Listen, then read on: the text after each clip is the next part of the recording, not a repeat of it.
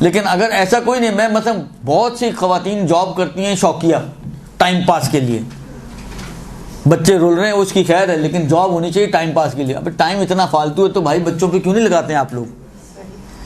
مجھے تو اس پہ تعجب ہوتا ہے. یعنی بعض خواتین اصلا ان کے بچوں کا آپ حال دیکھیں, ان کے بچوں کا آپ دین دیکھیں, ان کو دوسروں کی فکر پڑی ہوئی ہے, اپنے بچوں کی کوئی فکر ہی نہیں ہے. بابا آپ سے دوسروں کے بچوں کا سوال نہیں کیا جائے گا, آپ سے آپ کے بچوں کا سوال کیا جائے گا. واتقوا اللہ الذی تساءلون بہ والارحام, آپ کے رحم کا آپ سے سوال کیا جائے گا. یہ نہیں سوال کیا جائے گا کہ جی آپ کے جو پڑوس میں جو بچہ تھا وہ اسکول نہیں جا رہا تھا تو آپ نے اس کے لیے کیا کیا, یہ کبھی بھی آپ سے سوال نہیں کیا جائے گا. لیکن یہ آپ سے ضرور پوچھا جائے گا کہ آپ کے بچے کو نماز نہیں آتی تھی تو آپ نے اس کے لیے کیا کیا. ہم لوگوں کو دوسروں کی اتنی فکر, یہ یعنی واقعی زمانہ ایسا آ گیا کہ چیریٹی ورک اور سوشل ورک کا اتنا شوق پیدا ہو گیا, اتنا شوق پیدا ہو گیا, ہم لوگوں نے اپنے گھروں کو ماسیوں کے حوالے کر دیے, میڈس کے حوالے کر دیے, اور خود لگے ہوئے سوشل کاموں میں. یہ کون سا دین ہے؟ یہ کہاں سے دین آیا ہے؟ ہمارا دین تو ہمیں یہ چیزیں نہیں سکھاتا. ہمارا دین تو یہ کہتا ہے کہ عورت جتنی کم گھر سے نکلے اتنا بہتر, اس لیے کہ اتنا ہی فساد کم ہوگا.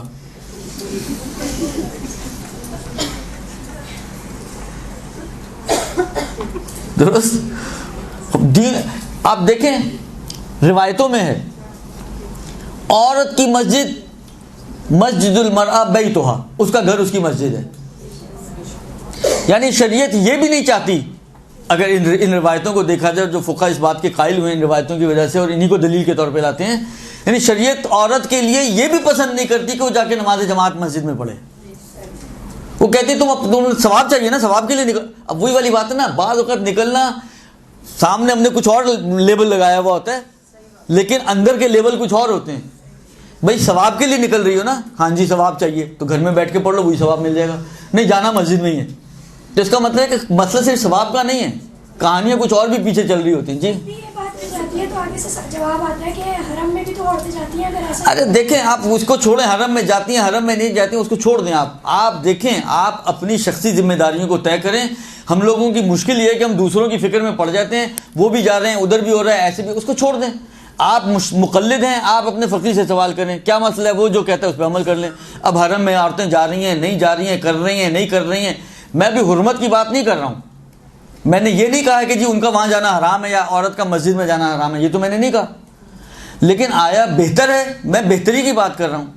اگر آپ مسجد میں ثواب کے لیے جانا چاہ رہی ہیں تو شریعت کہتی ہے کہ گھر میں بیٹھ کے پڑھ لو, وہی ثواب آپ کو مسجد والا مل جائے گا.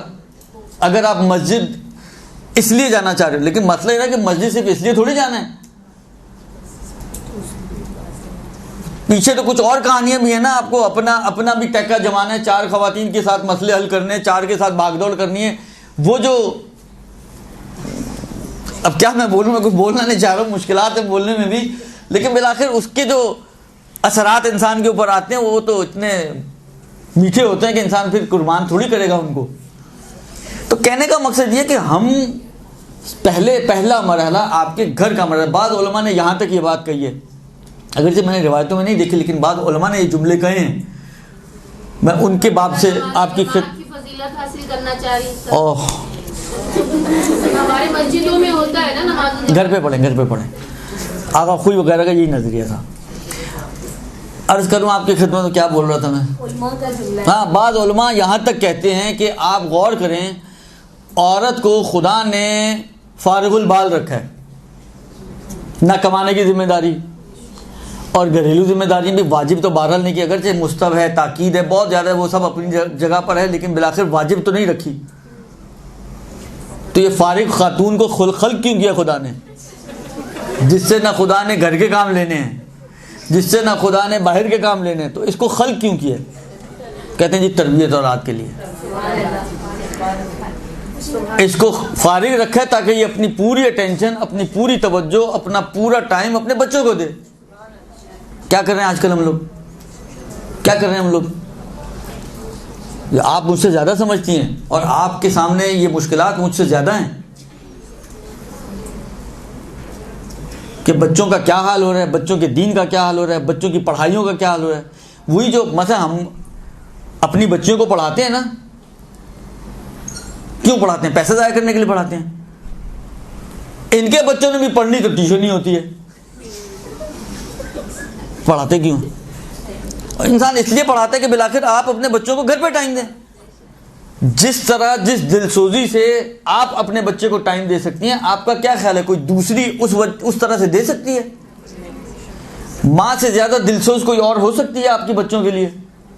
تو جو دل سوز ہستی ہے وہ تو لگی ہوئی دوسرے کاموں میں، تو دوسرے سے آپ کتنی دل سوزی کا توقع رکھ سکتی ہیں؟ لہذا عرض خدمت یہ ہے کہ یہ بات چلی کہاں سے تھی؟ کس سوال کے؟ بہرحال اب جہاں سے بھی چلی تھی. تو خلاصہ کلام یہ ہے کہ آپ لوگ، میں بارہا یہاں سے اسی جگہ سے یہ بات عرض کر چکا ہوں، یہ پہلی دفعہ مجھے پتہ ہے، میں نہیں کہہ رہا ہوں، میں کئی دفعہ یہ بات کہہ چکا ہوں، لیکن وہی والی بات ہے فذکر ان الذکر تنفع المؤمنین، کہ تذکر جو ہے وہ مومنین کو فائدہ پہنچاتا ہے. بار بار ایک بات دہراتے رہنے چاہیے. اس لیے میں اس باب سے آپ کی خدمت میں بار بار یہ عرض کرتا ہوں کہ اپنے بچوں کو اپنے گھروں کو ٹائم دیں، اپنے موبائلوں کے اوپر پابندیاں لگائیں، ٹائم لمٹ رکھیں اس کی. یاد رکھیں کوئی بھی چیز جب لمٹ سے کراس کر جاتی ہے وہ فائدے مند بھی ہوتے ہوئے نقصان پہنچاتی ہے.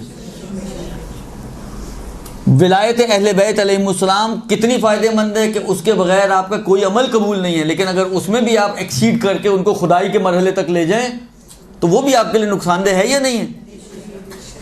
ولایت جیسی چیز کہ جس کے بغیر کوئی عمل ہی قبول نہیں ہے، لیکن اس میں بھی آپ اتنی تعدی کر جائیں، اتنی زیادہ روی اختیار کریں کہ ولی خدا کو خدا بنا ڈالیں.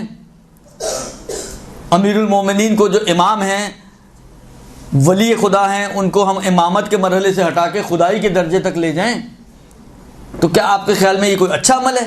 آپ کہیں یار محبت اہل بیت ہی تو ہے نا، ان کے محبت اہل بیت ہے، مگر ہمیں اس کی اجازت نہیں، اس لیے کہ آپ لمٹ کراس کر رہے ہیں.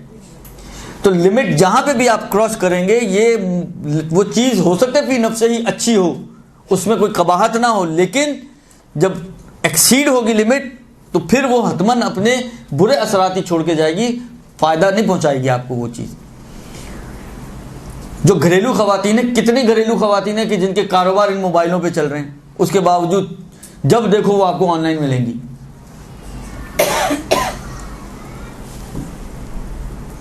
اس طرح سے زندگیاں گزرتی ہیں. یہ جو ہماری گھروں کی مشکلات بڑھتی چلی جا رہی ہیں، اس کا بہت بڑی وجہ اور سبب یہی چیز ہے. بابا اگر بہت شوق ہے آپ کوئی ٹائم رکھ لیں، ہر 2 گھنٹے بعد 2.5 گھنٹے بعد کوئی 10 منٹ کے لیے اٹھا لیں موبائل.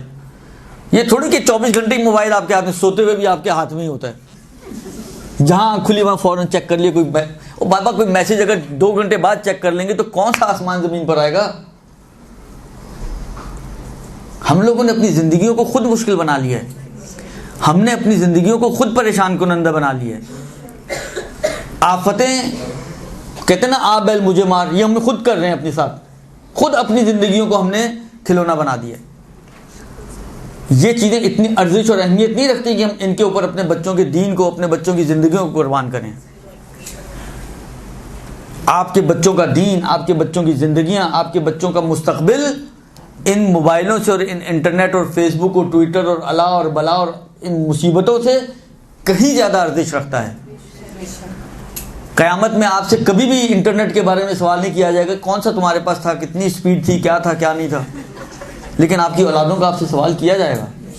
تو ہم ان چیزوں کے پیچھے لگے ہوئے جن کا سوال نہیں ہونا ہم سے، اور ان تمام چیزوں کو ہم چھوڑے بیٹھے ہیں جن کا ہم سے سوال ہونا ہے.